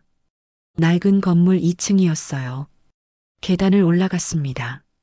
복도 끝에 법률사무소라는 간판이 보였죠. 문을 열고 들어갔습니다. 중년 남자가 일어났습니다. 씨, 오래간만이에요. 변호사님. 이쪽은 제 아내 서진입니다. 뵙겠습니다. 앉으시죠. 저희는 회의용 테이블에 앉았습니다. 김 변호사가 노트를 꺼냈어요. 대강 들었는데 가족 간 금전 분쟁이라고? 제 여동생한테 돈을 빌려줬는데 갚는 과정에서 문제가 생겼습니다. 문제죠. 저는 천천히 설명했습니다. 2년 전 돈을 빌려준 일, 계속 미루던 미란, 등기 우편으로 보낸 독촉, 그리고 어젯밤 일어난 일. 김 변호사는 조용히 들었어요. 가끔 메모를 하면서 이게 증거입니다. 저는 가방에서 물건들을 꺼냈습니다. 장부 수첩, 차용증 사본, 찢어진 차용증 조각, 그리고 카세트 테이프. 하셨군요. 동료가 도와줬어요. 될까요? 김 변호사가 책상에서 카세트 플레이어를 가져왔습니다. 테이프를 넣고 재생 버튼을 눌렀어요. 지지직. 그리고 미란의 목소리가 흘러나왔습니다. 받아라. 퍽. 모욕하시는군요. 돈 받아놓고 무슨 소리야. 테이프가 계속 재생됐습니다. 김 변호사는 표정 하나 변하지 않고 들었어요. 하지만 눈빛은 진지했습니다. 테이프가 끝까지 재생됐습니다. 김 변호사가 정지 버튼을 눌렀어요. 잠시 침묵이 흘렀습니다. 명백한 모욕입니다. 가능할까요? 가능합니다. 녹음 증거가 확실하고 장부 기록도 완벽하네요. 한 소송은 감정적으로 힘듭니다. 각오하셔야 해요. 상대방이 반발할 겁니다. 녹음이 불법이라고 주장할 수도 있어요. 문제가 되나요? 본인이 참여한 대화를 녹음하는 건 합법입니다. 형법상 문제 없어요. 이 녹음은 결정적 증거가 될 겁니다. 저는 안도의 한숨을 쉬었습니다. 어떻게 진행하면 되죠? 민사소송을 제기합니다. 모욕에 대한 손해배상 청구로요. 이미 받으셨으니 모욕에 대한 위자료를 청구하는 겁니다. 정도 받을 수 있나요? 확실하니 100만 원에서 200만 원 정도 예상됩니다. 중요한 게 아니에요. 사과받고 싶어요. 법정에서 판사님이 권고할 수 있습니다. 화해 조정 과정에서요. 강제는 못해요. 상대방이 거부하면 괜찮아요. 제가 잘못하지 않았다는 게 인정되면요. 김 변호사가 고개를 끄덕였습니다. 그럼 소장 작성하고 접수하겠습니다. 이 정도 걸릴 겁니다. 그 후 상대방에게 통지가 가고요. 어떻게 되나요? 50만 원, 승소하면 성공보수 100만 원입니다. 도연이 저를 봤습니다. 저는 고개를 끄덕였어요. 그럼 계약서 작성하고 이 증거들 제가 보관하겠습니다. 계약서를 작성했습니다. 도연이 착수금을 냈어요. 김 변호사가 영수증을 끊어줬습니다. 후에 연락드리겠습니다. 소장 접수되면요. 변호사님, 저희는 사무실을 나왔습니다. 복도를 걸어 내려가는데 다리에 힘이 풀렸어요. 긴장이 풀린 거였죠. 김 변호사님이 맡아주셔서 다행이에요. 한도연 와기제 기다리는 일만 남았어. 저희는 건물을 나와 거리로 나왔습니다. 햇살이 따뜻했어요. 9월 중순의 맑은 날씨였죠. 먹고 가자. 뭐 먹고 싶어? 당신이 정해요. 어때? 근처 설렁탕 집에 들어갔습니다. 구석자리에 앉았어요. 도연이 설렁탕 2그릇을 주문했습니다. 곧 뜨거운 국물이 담긴 뚝배기가 나왔죠. 저는 숟가락을 들었습니다. 국물을 한 모금 마셨어요. 뜨겁고 진했습니다. 속이 풀리는 느낌이었죠. 먹어. 기운 내야지. 식사를 하면서 도연이 물었습니다. 연락 올 것 같아. 소장 받으면 할까? 당연히. 연락 올 거야.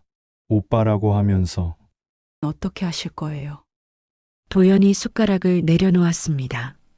편이야. 끝까지. 그 말에 가슴이 뭉클했습니다. 사이가 틀어질 텐데. 틀어졌어. 미란이가 그렇게 만들었어. 안 하실 거예요. 네. 옳은 일이니까. 저는 설렁탕을 계속 먹었습니다. 눈물이 날 것 같아서 고개를 숙였어요. 고마웠습니다. 도연이 제 편이어서 식사를 마치고 공장으로 돌아갔습니다. 복례가 기다리고 있었어요. 됐어. 진행하기로 했어요. 당연히 그래야지. 덕분이에요. 녹음기 없었으면 못했을 거예요. 당연한 거 했지. 복례가 제 손을 꽉 잡았습니다. 거야. 꼭. 이길 거예요. 그날 오후 저는 평소처럼 일했습니다. 재봉틀 앞에 앉아 천을 다루고 옷을 만들고 하지만 마음 한구석은 계속 떨렸어요. 미란이 소장을 받으면 어떻게 반응할까? 화를 낼까? 아니면 사과할까? 아마 전자겠죠. 미란의 성격상. 하지만 상관없었습니다. 법정에서 진실이 밝혀질 테니까요. 녹음 테이프가 모든 걸 말해줄 테니까요. 저는 재봉틀을 돌렸습니다. 드르륵, 드르륵. 익숙한 소리였어요.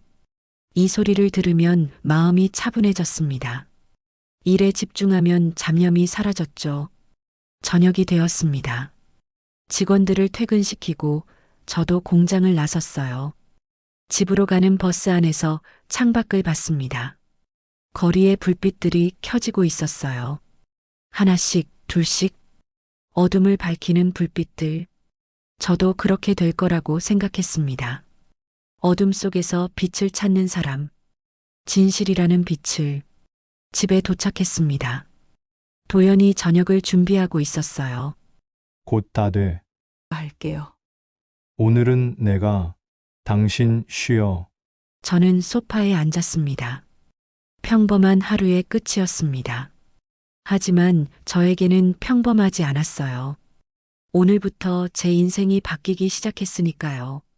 소송을 제기했고, 진실을 밝히기로 했고, 더 이상 당하지 않기로 했으니까요. 도연이 저녁을 가져왔습니다. 저희는 식탁에 마주 앉았습니다. 후면 소장 접수될 거야. 그 후로 한 달 정도면 첫 공판이 열릴 거고 싸움이 되겠네요. 이길 거야. 우리가 저는 밥을 한 숟가락 떴습니다. 이길 거예요. 그날 밤 저는 일기를 썼습니다.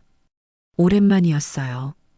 일기를 쓰는 게 1976년 9월 16일. 오늘 변호사를 만났다. 소송을 제기하기로 했다. 무섭지만 해야 한다.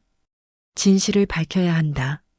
더 이상 모욕당하지 않기 위해, 더 이상 침묵하지 않기 위해 이길 것이다. 반드시. 일기를 덮고 불을 껐습니다. 어둠 속에서 천장을 봤어요. 내일도 모레도 계속 싸워야 했습니다. 하지만 괜찮았어요. 혼자가 아니었으니까요. 1976년 10월 20일. 법원 복도는 조용했습니다. 높은 천장, 긴 복도, 그리고 무거운 분위기. 저는 도연과 함께 벤치에 앉아 있었어요. 손에 땀이 났죠. 오늘이 첫 공판일이었습니다. 소장을 접수한 지 한 달이 지났어요. 그 사이 많은 일이 있었습니다. 미란에게 소장이 도착한 다음 날 전화가 왔었죠. 분노에 찬 목소리였습니다. 무슨 짓이야? 소송을 걸어? 수밖에 없었어요. 받아놓고 뭐가 더 불만이야? 대한 사과를 원해요. 웃기지 마. 내가 뭘 잘못했는데? 이야기하죠. 전화를 끊었습니다. 손이 떨렸지만 후회하지 않았어요. 도연에게도 전화가 왔었습니다. 미란이 울면서 호소했다고 했죠. 제발 좀 말려줘. 서진 언니가 나를 고소했어. 잘못했잖아. 얼굴에 돈을 던지고 그건 화가 나서 그랬어. 고의가 아니었어. 들었어. 고의였어. 내 편이 아니야? 그름의 문제야. 가족이라고 잘못을 덮을 순 없어. 미라는 울면서 전화를 끊었다고 했습니다. 그 후로 연락이 없었어요. 한 달 동안, 오늘까지. 복도 끝에서 인기척이 들렸습니다. 미란이었어요. 남편과 함께 왔더군요. 그리고 변호사로 보이는 남자도 함께였죠. 미라는 저를 봤습니다. 눈빛이 차갑고 날카로웠어요. 증오가 담긴 눈빛이었죠. 저는 시선을 피하지 않았습니다. 똑바로 쳐다봤어요. 더 이상 움츠러들지 않기로 했으니까요. 미란이 먼저 시선을 돌렸습니다. 그녀는 반대편 벤치에 앉았어요. 남편과 변호사와 함께 긴장된 침묵이 흘렀습니다. 김 변호사가 저희 옆에 왔습니다. 마세요. 증거가 확실합니다. 변호사는 어떤 사람인가요? 변호사라고 민사 전문입니다. 실력은 있는데 이번 건은 불리할 겁니다. 법정문이 열렸습니다. 직원이 나와 호명했어요. 한서진 대 윤미란 사건 입장하십시오. 저희는 일어났습니다. 법정 안으로 들어갔어요. 생각보다 작은 공간이었습니다. 판사석, 원고석, 피고석, 그리고 방청석. 저는 원고석에 앉았습니다. 도연과 김 변호사가 옆에 앉았죠. 미라는 피고석에 앉았어요. 그녀의 변호사와 남편이 함께였습니다. 판사가 들어왔습니다. 50대 중반의 남자였어요. 엄숙한 표정이었죠. 모두 앉았습니다. 대 윤미란 모욕 및 손해배상 청구 사건을 시작하겠습니다. 원고 측 주장을 들어보겠습니다. 김 변호사가 일어났습니다. 원고 한서진은 피고 윤미란으로부터 심각한 모욕을 당했습니다. 3월, 원고는 피고에게 300만 원을 대여했습니다. 6개월 후 상환 약속이었죠. 피고는 2년 동안 상환하지 않았고 원고의 독촉을 무시했습니다. 1976년 9월 15일, 피고는 돈을 가져왔으나 원고의 얼굴에 던지며 모욕했습니다.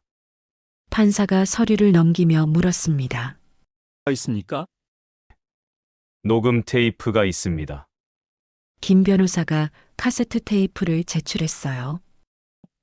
법정에 카세트 플레이어가 준비됐습니다. 테이프가 삽입됐고 재생 버튼이 눌렸어요. 미란의 목소리가 법정에 울려 퍼졌습니다. 받아라. 퍼! 모욕하시는군요. 돈 받아놓고 무슨 소리야. 법정이 조용했습니다. 모두 녹음을 들었어요. 미란의 조롱하는 목소리, 모욕적인 말들, 그리고 협박까지. 테이프가 끝까지 재생됐습니다. 판사가 정지 버튼을 눌렀어요. 측 반박하시겠습니까? 미란의 변호사가 일어났습니다. 박, 이 녹음은 피고의 동의 없이 이루어진 것입니다. 박, 증거 능력이 없다고 주장합니다. 있습니다. 원고가 참여한 대화를 녹음한 것으로 합법입니다. 말이 맞습니다. 본인이 참여한 대화 녹음은 적법합니다. 채택하겠습니다. 미란의 얼굴이 창백해졌어요. 박 변호사가 다시 말했습니다. 박, 피고는 감정이 격해진 상태였습니다. 고의적 모욕이 아니었습니다. 들으시면 명백히 고의입니다. 반복적이고 계획적인 모욕입니다. 직접 진술하시겠습니까? 미란이 일어났습니다. 손이 떨리고 있었어요. 저는 그냥 돈을 갚으려고 했을 뿐입니다. 던진 이유는 나서요? 독촉장을 받고 기분이 나빴어요. 모욕해도 된다는 말입니까? 아닙니다. 하지만 말을 잇지 못했습니다. 판사가 서류를 다시 봤어요. 측에서 제출한 장부 기록을 보면 피고는 2년 동안 상환을 미뤘습니다. 마침내 상환할 때 이런 방식을 택했군요. 명백한 모욕 행위입니다. 미란이 고개를 숙였습니다. 즉, 더 말씀하실 것 있습니까? 원고는 금전적 배상보다 피고의 진심 어린 사과를 원합니다. 사과할 의향이 있습니까? 미란이 고개를 들었어요. 눈에 눈물이 맺혀 있었죠. 잘못했습니다. 목소리가 떨렸습니다. 언니한테 너무 심하게 했어요. 미안합니다. 저는 미란을 바라봤습니다. 진심인지 아니면 연기인지 알 수 없었어요. 하지만 중요한 건 그녀가 잘못을 인정했다는 거였죠. 사과를 받아들이시겠습니까? 저는 천천히 일어났습니다. 이 사건이 돈 때문에 시작된 게 아니라고 생각합니다. 문제였습니다. 피고는 제가 만만하다고 생각했고, 가족이니까 뭘 해도 된다고 생각했어요. 가족이라고 해서 모욕해도 되는 건 아닙니다. 판사가 고개를 끄덕였습니다. 피고의 사과를 받아들이겠습니다. 다만, 진심이길 바랍니다. 그럼 화해 권고를 하겠습니다. 원고에게 위자료 150만 원을 지급하고 공개적으로 사과할 것, 이를 받아들이고 소송을 취하할 것. 동의하십니까? 김 변호사가 저를 봤어요. 저는 고개를 끄덕였습니다. 즉 동의합니다. 박 변호사도 미란과 상의했습니다. 미란이 고개를 끄덕였어요. 박 측도 동의합니다. 그럼 이번 사건은 화해로 종결하겠습니다. 일주일 내로 위자료를 지급하고 원고에게 서면으로 사과문을 전달할 것. 판사가 망치를 두드렸습니다. 탁! 모두 일어났습니다. 끝났어요. 소송이 끝났습니다. 저는 한동안 멍하니 서 있었어요. 이겼다는 실감이 나지 않았죠. 도연이 제 어깨를 두드렸습니다. 정말 잘했어. 김 변호사도 악수를 청했어요. 좋은 결과입니다. 변호사님. 저희는 법정을 나왔습니다. 복도에서 미란과 마주쳤어요. 그녀는 고개를 숙이고 있었습니다. 저는 그녀 앞에 섰습니다. 미란이 고개를 들었어요. 눈이 빨갛게 충혈돼 있었죠. 정말 미안해. 목소리가 떨렸습니다. 너무 심했어. 잘못했어. 저는 한동안 그녀를 바라봤습니다. 화가 났던 감정들이 천천히 가라앉았어요. 받았어요. 다시는 이러지 마세요.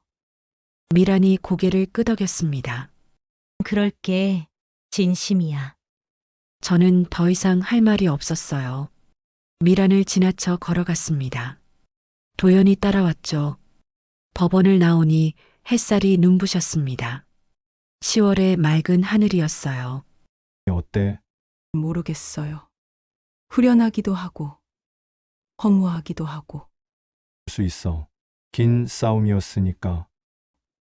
먹으러 갈까? 가요. 저희는 근처 식당으로 갔습니다. 작은 중국집이었어요. 짜장면을 시켰습니다.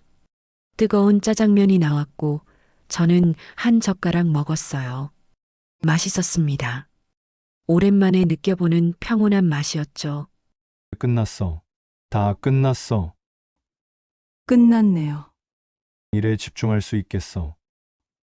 당신이 하고 싶었던 거, 브랜드 만드는 거, 저는 젓가락을 멈췄습니다.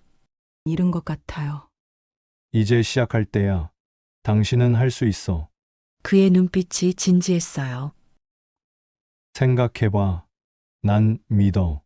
짜장면을 다 먹고 공장으로 돌아갔습니다. 복례가 기다리고 있었어요. 됐어. 화해로.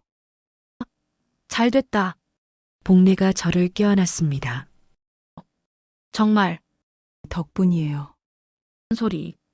내가 용기 낸 거지. 저는 눈물이 날 것 같았어요. 기쁨의 눈물이었죠. 그날 오후 저는 평소처럼 일했습니다. 재봉틀 앞에 앉아 천을 다뤘어요. 하지만 마음이 달랐습니다. 가벼웠어요. 짐을 내려놓은 느낌이었죠. 재봉틀 소리가 경쾌하게 들렸습니다. 드르륵, 드르륵. 이 소리와 함께 저는 계속 나아갈 거였어요. 제 브랜드를 만드는 꿈. 언젠가는 이룰 수 있을 거라고 믿었습니다. 저녁이 되어 집으로 돌아가는 길, 저는 하늘을 올려다봤어요. 별이 떠오르고 있었습니다. 하나, 둘, 셋. 반짝이는 별들. 제 미래도 저렇게 반짝일 거라고 생각했습니다. 어둠 속에서도 빛나는 별처럼. 집에 도착해 문을 열었어요. 도연이 저녁을 준비하고 있었습니다. 오늘은 특별한 날이니까 내가 준비했어. 내가 좋아하는 거. 식탁에는 불고기와 반찬들이 차려져 있었어요. 저는 감동했습니다. 자, 같이 먹자. 저희는 마주 앉아 식사를 했습니다. 내 승리를 승리예요. 우리의 저희는 잔을 부딪혔습니다.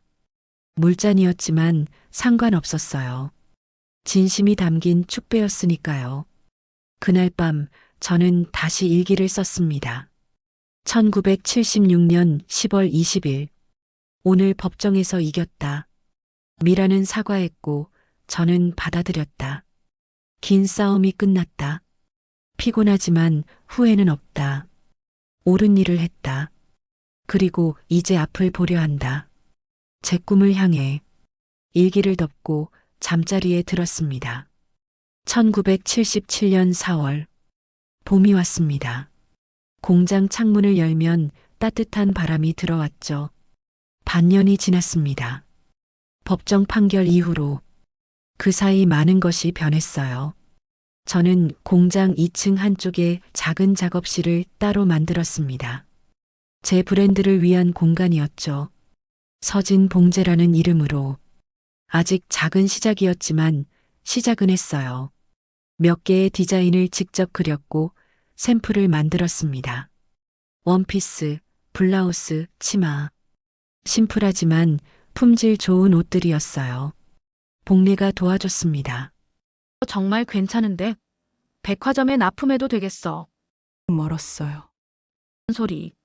자신감 가져. 도연도 지지해줬습니다. 달에 전시회 있어. 거기 출품해보는 게 어때? 중소업체들 모이는 거. 바이어들도 온대. 할 수 있을까요? 할 수 있어. 당신은 이미 이겨낸 사람이야. 그 말이 힘이 됐어요. 맞았습니다. 저는 이겨낸 사람이었죠. 모욕도, 불의도, 두려움도 모두 이겨냈어요. 이제 옷 디자인 정도는 두렵지 않았습니다. 미란에게서는 한 번 연락이 왔었어요. 설날이었죠. 명절 인사 전화였습니다. 언니, 새해 복 많이 받으세요. 미란 씨도요. 잘 지냈어요? 잘 지냈어요. 요즘 많이 반성하면서 살아요. 정말 미안했어요. 진심이에요. 이제 잊어요. 다 지나간 일이에요. 그럼 명절 잘 보내세요. 미란 씨도요. 전화를 끊고 저는 한동안 생각에 잠겼어요. 미란이 정말 변했을까요? 아니면 그저 죄책감 때문에 연락한 걸까요? 알 수 없었습니다. 하지만 상관없었어요. 중요한 건 제가 더 이상 그녀에게 휘둘리지 않는다는 거였죠. 4월 15일 토요일 오후였습니다. 공장 직원들을 일찍 퇴근시켰어요. 저는 혼자 작업실에 남아 새 디자인을 정리하고 있었습니다. 벽에는 스케치들이 붙어 있었어요. 색연필로 그린 옷 디자인들이었죠. 그때 현관벨이 울렸습니다. 저는 1층으로 내려갔어요. 문을 열었습니다. 미란이 서 있었어요. 놀랐습니다. 반년 만이었거든요. 언니, 진월. 어떻게 오셨어요? 이렇게 있어서요. 그녀는 손에 쇼핑백을 들고 있었습니다. 될까요? 저는 망설였습니다. 하지만 거절할 이유도 없었어요. 미란이 들어왔습니다. 2층으로 안내했죠. 작업실로 가는데 미란이 주변을 둘러봤어요. 더 깨끗해졌네요. 정리하고 있어요. 보여요. 작업실에 도착했습니다. 미란은 벽에 스케치들을 봤어요. 언니가 디자인한 거예요? 제 브랜드 준비 중이에요. 대단하다. 그녀의 목소리에 진심이 느껴졌어요. 미란이 의자에 앉았습니다. 쇼핑백을 무릎에 올려놓고요. 사실은요. 많이 생각했어요. 제가 한 짓들 잘못했어요. 돈 문제도, 모욕한 것도. 사과 받았어요. 근데 그것만으로는 부족한 것 같아서. 미란이 쇼핑백을 열었습니다. 안에서 뭔가를 꺼냈어요. 파란색 천이었습니다. 아, 그거. 파란 원피스였어요. 석 달 전 맡긴 원피스? 저는 깜짝 놀랐습니다. 아직 가지고 계셨어요? 언니가 수선해 놓은 거 찾아가지 못했잖아요. 못 찾으러 왔어요. 미란이 원피스를 펼쳤습니다. 완벽하게 수선된 원피스였어요. 제가 정성껏 손본 옷이었죠. 입어봤어요. 며칠 전에. 잘 맞더라고요. 언니 솜씨가 정말 좋아요. 서진월. 감사합니다. 이거 입으면서 생각했어요. 얼마나 정성껏 수선해줬는지. 그렇게 함부로 대했는데도. 미란의 목소리가 떨렸습니다. 눈에 눈물이 맺혔어요. 미안해요. 진심으로. 그녀가 일어났습니다. 그리고 제 앞에 무릎을 꿇었어요. 저는 깜짝 놀랐습니다. 일어나세요. 돼요. 제대로 사과하고 싶어요. 법정에서 한 사과는 형식적이었어요. 이제는 진심이에요. 미란이 고개를 깊이 숙였습니다. 언니, 용서해 주세요. 눈물이 바닥에 떨어졌어요. 똑똑. 저는 그녀를 내려다봤습니다. 복잡한 감정이 밀려왔어요. 화가 났던 기억, 모욕당했던 순간, 그리고 법정에서의 긴장. 모두 떠올랐죠. 하지만 동시에 이제는 놓아줘야 한다는 생각도 들었어요. 계속 붙잡고 있으면 저만 힘들 테니까요. 저는 천천히 미란의 팔을 잡았습니다. 제발. 미란이 천천히 일어났어요. 얼굴이 눈물로 젖어 있었죠. 저는 휴지를 건넸습니다. 미란이 눈물을 닦았어요. 거예요? 저는 한동안 대답하지 못했습니다. 용서한다는 게 쉬운 일이 아니었거든요. 하지만 필요한 일이었어요. 제가 앞으로 나아가기 위해서. 다만 말씀하세요. 이러지 마세요. 누구에게도 그럴게요. 약속해요. 정말로 변하세요. 말로만이 아니라 꼭. 저는 파란 원피스를 봤습니다. 옷걸이에 걸려있는 그 원피스. 반년 동안 그 자리에 있었던 옷이었죠. 원피스 가져가세요. 고마워요.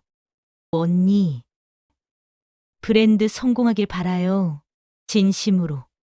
진얼 고마워요. 미란이 원피스를 가방에 넣었습니다. 그리고 일어났어요. 갈게요. 오래 붙잡아서 미안해요. 저는 미란을 배웅했습니다. 1층까지 함께 내려갔죠. 현관문 앞에서 미란이 돌아봤어요. 정말 고마워요. 용서해줘서. 가세요. 미란이 고개를 숙이고 나갔습니다. 저는 그 자리에 잠시 서 있었습니다. 이상한 기분이었어요. 후련하기도 하고 씁쓸하기도 하고, 하지만 무엇보다 평화로웠습니다. 오랜 짐을 내려놓은 느낌이었죠. 저는 2층으로 올라갔습니다. 작업실로 들어가니 옷걸이가 비어 있었어요. 파란 원피스가 있던 자리였습니다. 반년 동안 그 자리를 지키던 옷. 이제는 주인에게 돌아갔죠. 저는 빈 옷걸이를 바라봤습니다. 그리고 미소를 지었어요. 이제 정말 끝났습니다. 모든 게. 저는 책상으로 돌아가 스케치를 계속했습니다. 새로운 디자인이었어요. 여름 블라우스. 가볍고 시원한 소재로, 심플한 디자인으로. 손이 자연스럽게 움직였습니다. 색연필이 종이 위를 미끄러졌죠. 1시간쯤 지났을까요? 디자인이 완성됐습니다. 마음에 들었어요. 저는 스케치를 벽에 붙였습니다. 다른 디자인들 옆에 벽이 점점 채워지고 있었어요. 제 꿈들로 창밖을 봤습니다. 노을이 하늘을 붉게 물들였죠. 아름다웠습니다. 저는 창가로 걸어가 밖을 내려다봤어요. 동대문 거리가 보였습니다. 사람들이 오가고 가게 불빛이 하나둘 켜지고 일상이 계속되고 있었죠. 제 일상도 계속될 겁니다. 재봉틀 앞에서 천을 다루며 옷을 만들며. 하지만 이제는 달랐어요. 제 이름으로, 제 브랜드로, 당당하게. 그날 저녁 도연이 공장에 들렀습니다. 이래? 이제 그만하고 가자. 끝나요. 하는데 디자인이요. 도연이 스케치를 봤어요. 전시회에 이거 내는 거야? 생각 중이에요. 잘 될 거야. 오늘 미란 씨가 왔었어요. 도연의 표정이 굳어졌습니다.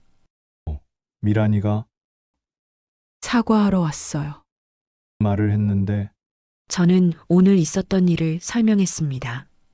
파란 원피스, 무릎 꿇은 사과, 그리고 용서. 도연은 조용히 들었어요. 필요한 일이었어요. 안 해? 해요. 이제 정말 끝내고 싶었어요. 도연이 제 손을 잡았습니다. 넌 강한 사람이야. 덕분이에요. 내 자신 덕분이야. 저희는 공장을 나와 집으로 갔습니다. 버스 안에서 저는 창밖을 봤어요. 밤하늘에 별이 떠 있었습니다. 반짝이는 별들, 예쁘다고 생각했어요. 집에 도착해 저녁을 먹고 설거지를 하고 잠자리에 들었습니다. 침대에 누워 천장을 봤어요. 평온했습니다. 오랜만에 느껴보는 완전한 평온이었죠. 눈을 감았습니다. 그리고 생각했어요. 내일은 어떤 일이 기다리고 있을까? 아마 평범한 하루겠죠. 출근하고, 일하고, 퇴근하고. 하지만 그 평범함이 소중했습니다. 싸우지 않아도 되는 하루. 모욕당하지 않는 하루. 그저 제 일을 하는 하루. 그게 행복이었어요. 잠이 들었습니다. 편안한 잠이었습니다. 꿈을 꿨어요. 제 브랜드가 성공하는 꿈. 백화점에 제 옷이 걸리는 꿈. 사람들이 제 디자인을 입고 웃는 꿈. 좋은 꿈이었습니다. 아침이 왔습니다. 햇살이 창문을 통해 들어왔어요. 저는 일어나 창문을 열었습니다. 따뜻한 바람이 불어왔죠. 봄바람이었습니다. 새로운 시작의 바람. 저는 옷을 입고 세수를 했습니다. 거울 속 제 얼굴을 봤어요. 웃고 있었습니다. 진심으로 오늘도 좋은 하루가 될 거라고 생각하면서, 그리고 실제로 그랬죠. 공장에 출근했고 직원들과 인사를 나눴고 재봉틀 앞에 앉았습니다. 드르륵, 드르륵. 익숙한 소리, 사랑하는 소리. 저는 천을 다루며 생각했어요. 모든 상처는 시간이 지나면 아물어요. 그리고 그 자리에는 새살이 돋죠. 더 강하고 더 단단한 새살이. 저도 그랬습니다. 상처받았지만 아물었고 더 강해졌어요. 이제는 누구도 저를 함부로 대할 수 없었습니다. 왜냐하면 저는 알았으니까요. 제 가치를, 제 존엄을, 그리고 제가 싸워야 할 때를 싸울 수 있는 사람이라는 걸. 재봉틀이 계속 돌아갔습니다. 천이 바늘 아래로 지나갔고 실밥이 하나씩 더해졌죠. 한 땀 한 땀. 정성껏, 마치 제 인생처럼. 한 걸음 한 걸음. 천천히 하지만 확실하게. 앞으로 나아가는 겁니다.